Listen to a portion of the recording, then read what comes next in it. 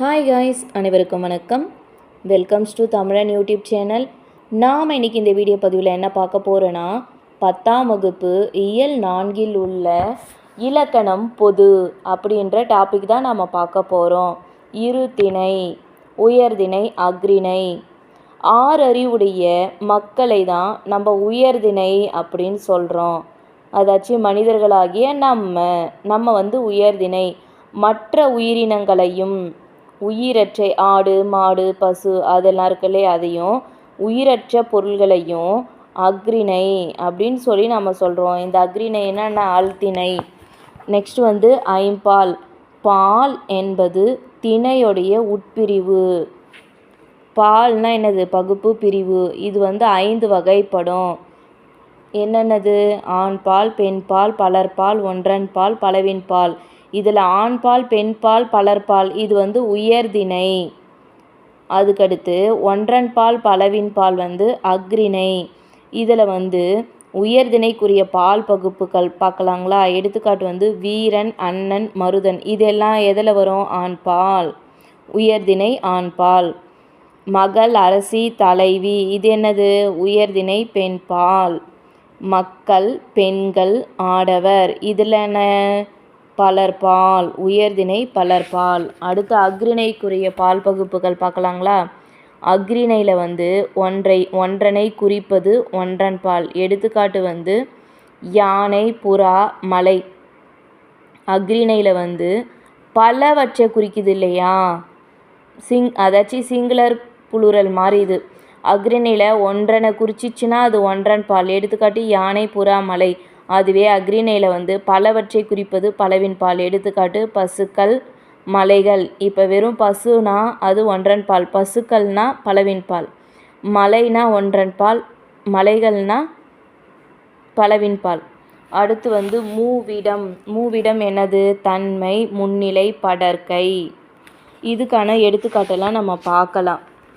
தன்மை. தன்மையில் பெயர் தன்மை பெயர்கள் என்ன தெரியுங்களா? அதுக்கு எடுத்துக்காட்டு தன்மை பெயர்கள் நான், யான், நாம், யாம்.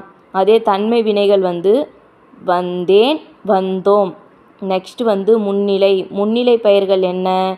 நீ, நீர், நீவீர், நீங்கள். முன்னிலை வினைகள் என்ன? நடந்தாய், வந்தீர், சென்றீர்கள். இதெல்லாம் முன்னிலை வினைகள். அடுத்து படர்க்கை. படர்க்கை பெயர்கள் அவன், அவள், அவர், அது, அவை. இதெல்லாம் படர்க்கை பெயர்கள். படர்க்கை வினைகள் வந்தான், சென்றால், படித்தனர், பேசினார்கள், பறந்தது, பறந்தன. தன்மைனா ஃபர்ஸ்ட் பர்சன், முன்னிலைனா செகண்ட் பர்சன், படர்க்கைனா தேர்ட் பர்சன். நம்மளை பற்றி சொல்கிறது, நாமளும் அதில் ஒரு பார்ட்டாக இருப்போம். இப்போ நான், யான், நாம், யாம். அதில் நாமும் அந்த இடத்துல இருக்கிறோம். அதனால் அது தன்மை பெயர்களை இருக்குது. வந்தேன்னா நான் வந்தேன், அது தன்மை. வந்தோம் அப்படின்னா நானும் அதில் இன்க்ளூடிங் ஆகியிருக்கேன். அதனால் அது என்னது? தன்மை வினைகள். நெக்ஸ்ட்டு முன்னிலை. நமக்கு முன்னாடி இருக்காங்கள்ல அவங்கள நீ, நீர், நீவீர், நீங்கள். இதெல்லாம் முன்னிலை பெயர்கள். நாம் நமக்கு முன்னாடி இருக்கிறவங்கள நீ தானே நடந்தாய், நடந்தாய், வந்தீர், சென்றீர்கள் அப்படின்னு சொல்லி நம்ம முன்னால் இருக்கிறவங்கள நம்ம சொல்கிறோம், செகண்ட் பர்சன். இது என்னது? முன்னிலை வினைகள். அடுத்து படர்க்கை. படர்க்கை பெயர்கள்னால் என்னது? ஹீ, ஷீ, அவன், அவள், அவர், அது, அவை அப்படின்னு சொல்லிட்டு நம்ம முன்னாடி இல்லை, அடுத்தவங்கள பற்றி நம்ம சொல்கிறோம். அவன், அவள், அவர், அது, அவை. இதெல்லாம் என்னது? படர்க்கை பெயர்கள். அதே படர்க்கை வினைகள் வந்தான், சென்றால், படித்தனர், பேசினார்கள், பறந்தது, பறந்தன.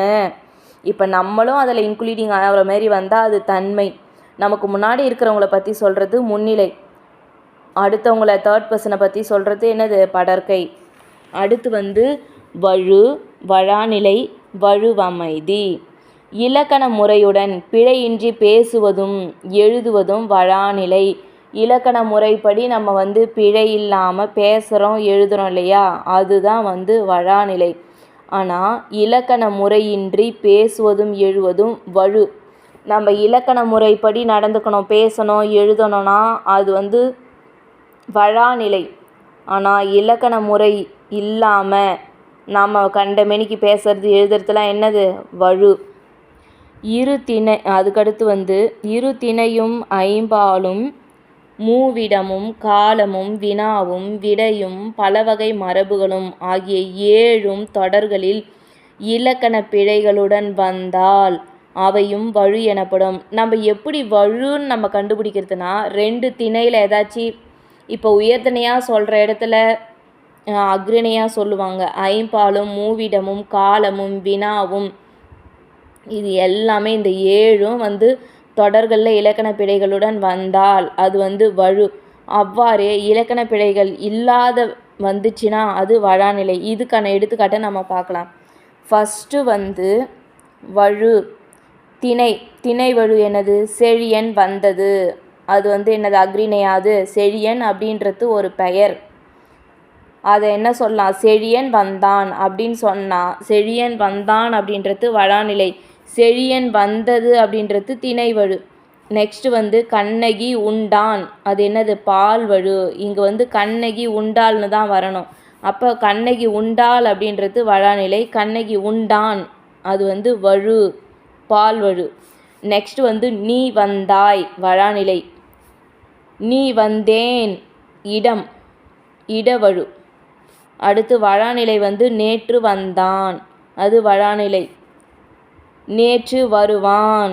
நேற்று வந்தான் அப்படின்றது வந்து என்னது? நேற்று வந்தான்ன்றது வந்து வழாநிலை. நேற்று வருவான் அப்படின்றது காலவழு. அடுத்து வழாநிலை வந்து இரு விரல்களை காட்டி எது சிறியது எது பெரியது என்று கேட்டல், இது வந்து வழாநிலை. இதில் வந்து ஒரு விரலை காட்டி சிறியதோ பெரியதோ என்று கேட்டல், இருக்கிறதே அங்கே ஒரே விரல் தான், அதை போய் சிறியதோ பெரியதோ அப்படின்னு கேட்க முடியுமா? அதனால் இது என்னது? வினாவழு. கேட்குற கொஷினே தப்பு. அடுத்து வந்து வழாநிலையில் வந்து கண்ணன் எங்கே இருக்கிறார் என்ற வினாவிற்கு கண்ணன் வந்து வீட்டிற்குள் இருக்கிறார் அப்படின்னு விடையளித்தல், இது வந்து வழாநிலை. கண்ணன் எங்கே இருக்கிறார் என்ற வினாவிற்கு கண்ணாடி பைக்குள் இருக்கிறது என்று விடையளித்தல், இது என்னது? விடைவழு. நம்ம ஒரு கொஷின் கேட்டால் அவங்க ஒரு ஆன்சர் பண்ணால் என்ன அது? அதுதான் விடைவழு. அடுத்து வந்து வழாநிலை. தென்னை மரங்கள் உள்ள பகுதியை தென்னந்தோப்பு என்று கூறுதல், இது வந்து வழாநிலை. இது அடுத்து வந்து தென்னை மரங்கள் உள்ள பகுதியை தென்னந்தோட்டம் என்று கூறுதல், இது என்னது? மரபு வழு. ஏன்னா தென்னந்தோட்டம் தான் வரணும், தென்னந்தோப்புன்னு இது தென்னந்தோட்டம் தான் வரக்கூடாது. தென்னந்தோட்டம்னு வரக்கூடாது, தென்னந்தோப்பு தான் கரெக்டான ஆன்சர். அப்போ இது என்னது? மரபு வழு. நெக்ஸ்ட்டு வந்து வழுவமைதி. இலக்கண முறைப்படி பிழையுடையது எனினும் இலக்கண ஆசிரியர்களால் ஏதேனும் ஒரு காரணம் கருதி பிழை அன்று என ஏற்றுக்கொள்ளப்படுவது வழுவமைதி. ஆக்சுவலி அது வந்து தவறாக தான் இருக்கும். ஆனால் வந்து நாம் சான்றோர்களால் வந்து இலக்கண ஆசிரியர்களால் வந்து அது வந்து பிழை இல்லை அப்படின்னு சொல்லி ஏற்றுக்கிறாங்க இல்லையா? இலக்கண முறைப்படி பிழையாக இருந்தாலும் ஆனால் அது இலக்கண ஆசிரியர்களால் இது ஏதேனும் ஒரு காரணத்தால் பிழை அன்று அப்படின்னு ஏற்றுக்கொள்கிறாங்க பாரு, அதுதான் வழுவமைதி. இது வந்து மொத்தம் 5 இருக்குது. திணை வழுவமைதி, பால் வழுவமைதி, இட வழுவமைதி, கால வழுவமைதி, மரபு வழுவமைதி. இதை பற்றி நம்ம பார்க்கலாம். திணை வழுவமைதி. என் அம்மை வந்தால் என்று எதை சொல்கிறது? மாட்டை பார்த்து கூறுவது. அப்போ இது வந்து திணை வழுவமைதி. இங்கு வந்து என் அம்மை வந்தால் என்றது என்னது? உயர்திணை தானே. மாடு வந்து அக்ரிணையில் தானே வரும். அதனால் இங்கே வந்து என்னது? ஓப்பின் காரணமாக அக்ரிணை வந்து இங்கே நம்ம ரொம்ப மகிழ்ச்சியில் உவப்பின் காரணமாக அக்ரிணை வந்து உயர்திணையாக கொல்லப்பட்டது. அதனால் இது திணை வழுவமைதி. அடுத்து பால் வழுவமைதி. வடராசா வட கண்ணா என்று தன் மகளை பார்த்து தாய் அழைப்பது பால் வழுவமைதி. இதுவும் வந்து உவப்பின் காரணமாக பெண்பால் வந்து ஆண்பாலாக கொல்லப்பட்டது. ஒரு பெண் குழந்தையை வந்து அவங்களுக்கு ஆண் குழந்தை ஏக்கம் இருக்கலாம், இல்லை வந்து வடராசா வட கண்ணா அப்படின்னு சொல்லி சொல்கிறது. அதேமாரி ஆண் குழந்தைகளை இங்கே வாடி அப்படின்னு சொல்லிலாம் நம்ம சில வீட்டில் நம்ம பார்க்கலாம். அவங்களுக்கு பெண் குழந்தை வேணும் அப்படின்ற இதுவில் வந்துட்டு சொல்லுவாங்க. அதனால் இது என்னது? பால் வழுவமைதி. நெக்ஸ்ட்டு வந்து இட வழுவமைதி. மாறன் என்பான் தன்னை பற்றி பிறரிடம் கூறும்போது இந்த மாறன் ஒரு நாளும் பொய் கூற மாட்டான் என தன்மையினை படர்க்க இடத்தில் கூறுவது தான் இட வழுவமைதி. இந்த மாறன் ஒரு நாளும் பொய் கூற மாட்டான் அப்படின்னு சொல்லிட்டு என்ன பண்ணுறது, தன்னை பற்றி தன்மையாக சொல்லாமல் படர்க்க இடத்துல கூறுறாங்களே, அதுதான் இடவழுவு அமைதி. அடுத்து குடியரசுத் தலைவர் நாளை தமிழகம் வருகிறார். தமிழகம் வருவார்னு தான் சொல்லணும், ஆனால் இங்கே வருகிறார்னு இருக்குது. ஏன்னா அவர் கண்டிப்பாக வந்துடுவார் அப்படின்ற ஒரு கான்ஃபிடென்ட்டில் நம்ம செய்தித்தாள்கள் எல்லாம் போடுவாங்க. இது என்னது, கால வழுவு அமைதி. இந்த தொடர் குடியரசுத் தலைவர் நாளை வருவார் என அமைதல் வேண்டும். அவ்வாறு அமையவில்லை என்றாலும் நாம் பிழையாக கருதுவதில்லை. ஏனெனில் அவரது வருகையின் உறுதித்தன்மை நோக்கி கால வழுவமைதியாக ஏற்றுக்கொள்கிறோம். நெக்ஸ்ட் மரபு வழுவமைதி. கத்துங் குயிலோசை சற்றே காதிற்பட வேணும் அப்படின்னு யார் கத்துங் குயிலோசை சற்றே காதிற்பட வேணும் அப்படின்னு யார் பாடியிருக்கிறாரு, பாரதியார். குயில் கூவும் என்பது தான் மரபு, ஆனால் குயில் கத்தும் என்பது மரபு வழு. இங்கு கவிதையில் இடம்பெற்றிருப்பதால் இது மரபு வழுவமைதியாக ஏற்றுக்கொள்ளப்பட்டது. நன்றி, வணக்கம்.